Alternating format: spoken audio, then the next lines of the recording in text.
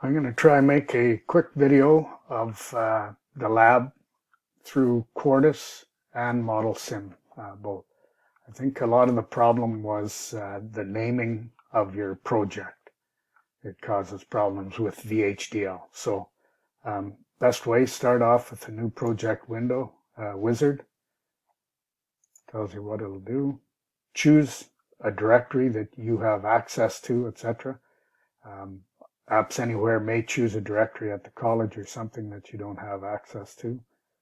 So I'm going to just choose documents, and I've already made this Q example directory of that.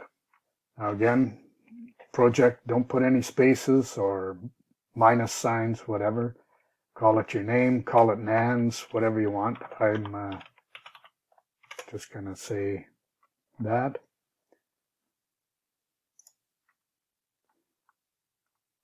So there's already, I've already put some files in that, so delete the existing, so that's what I'm going to do. Yes. Add files, so we don't need any extra files at this time, or libraries.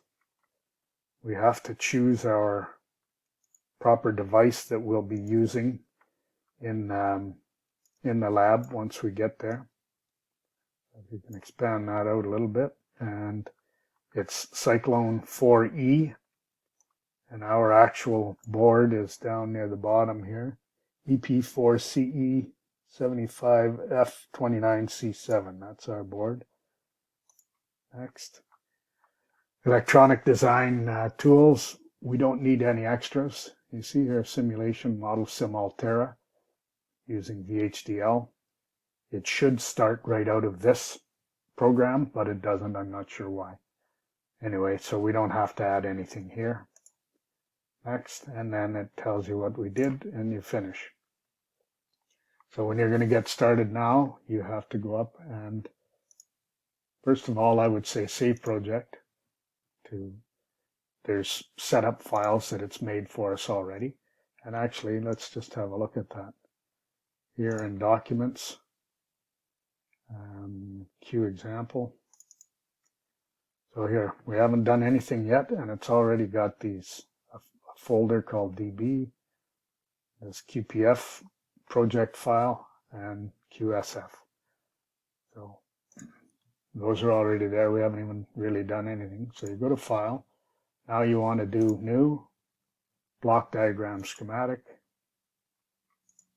Okay, and then now you can start drawing. You either double click in here to get this for whatever you want to use, primitives, logic, etc. Or you can go up here to this, looks like an AND gate. So anyway, that's all of that. I'm going to, rather than drawing that all again, I'm going to go here and close all of this. Whoops, I should have closed project. There we go. Everything is closed. And now, because like I say, I've got it done, and it's called NANS. So I've opened that project. And again, we don't see anything. And if you look in the, we've got the tasks window here, we should be able to see the files as well, but doesn't matter at this time. We'll say open if it didn't open it, so I'm going to open the PDF file so that we have that to compile our the PDF file into a VHDL. So we have the PDF. I'm going to, and you can either go here to compile or processing here, start compilation. Either way works. And you can't see it in here in the bottom right corner. You'll see 26% now. I can move it over. 34%, 39%. So it's going through the compilation process. You can also see it in this window here. It's doing the assembler. Compile is 79% done.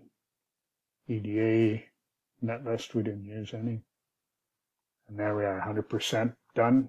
TimeQuest timing analyzer is red, errors, because we have unconstrained paths. Well, we didn't set any paths. We didn't set any constraints or anything for our, and we don't have any clocks, so it doesn't matter.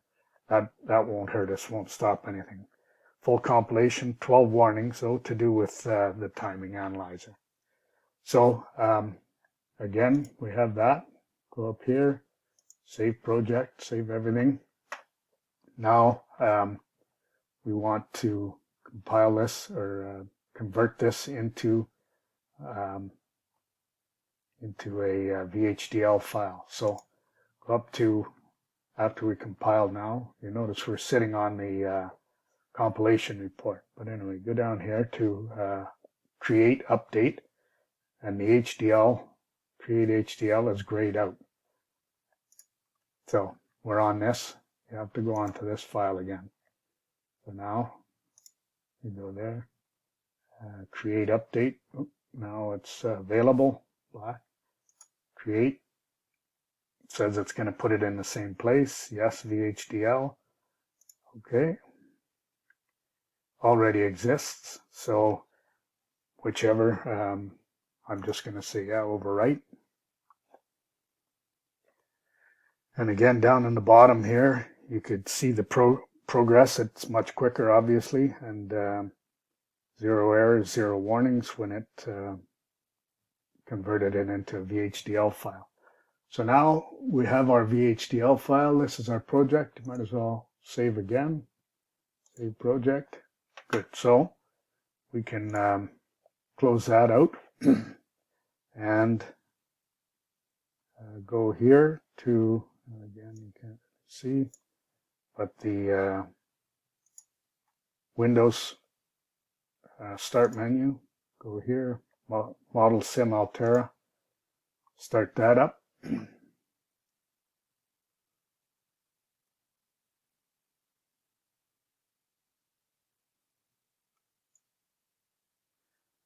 So it may not look like that when you first start it. So you can go to Jump Start, close, whatever. We're going to open our own. You're going to need a work directory, and I'll likely have it in here because I've done it before, but maybe I won't. So I don't. That's good. So again, this wave window here, the black with the gray, may or may not be there. It doesn't matter for now. Go up to the top, compile. Compile, it'll bring open this window, and you have to go and find your project. So I'm going to, and this is the default that it looks in. But mine's in Windows here.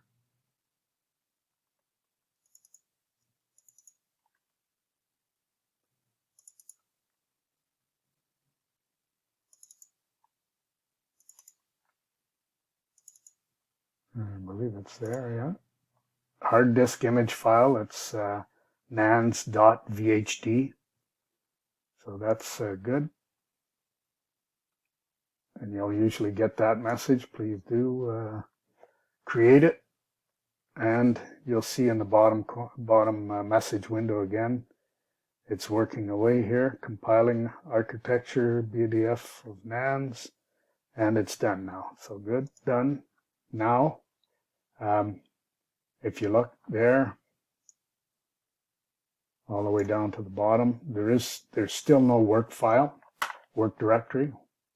So you have to close out and just restart again, if I can.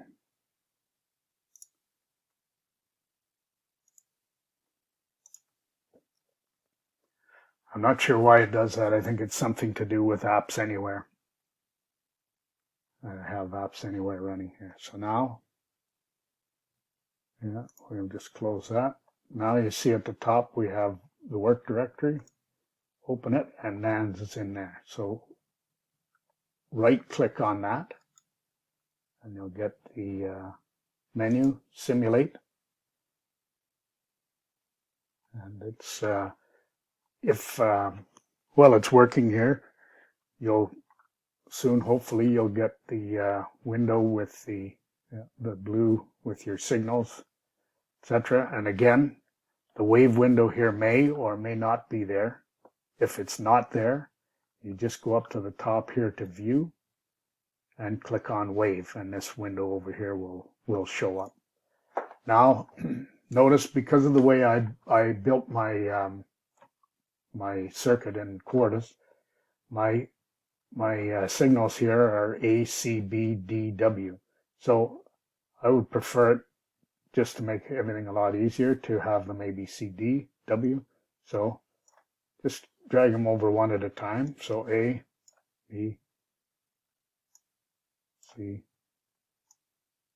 D, and W. Or you could have dragged them over all at once, and then you can reorder them in here just by dragging them, moving them. I'm going to maybe move this over a little bit.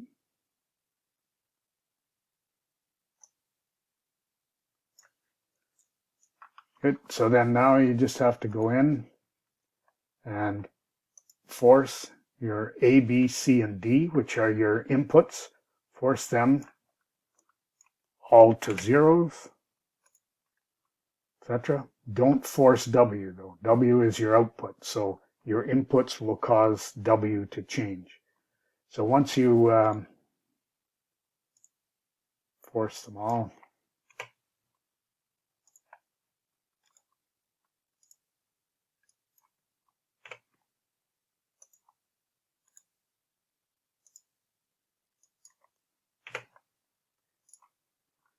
good. So we have them all forced to a zero. Now you want to run. So you can either go up here to simulate, run 100, or you can go up here to beside this 100 picosecond little window here to this and say run, and it'll run 100. So we'll just run 100 here. So 100 picoseconds is that long, 0, 0, 0, 0, 0. So your W is still a 0. Now 0, 0, 0, 1 will force the D input, the least significant bit, to a 1.